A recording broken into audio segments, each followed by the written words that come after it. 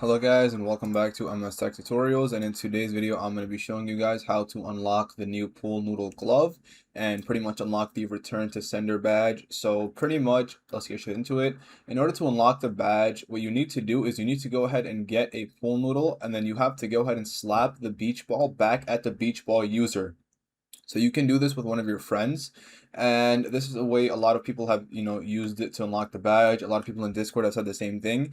You pretty much need to just, again, you could read this guy's chat as well. To get Pool Noodle, you have to slap a beach ball back at the beach ball user, and that is how to go ahead and unlock the new Pool Noodle Glove.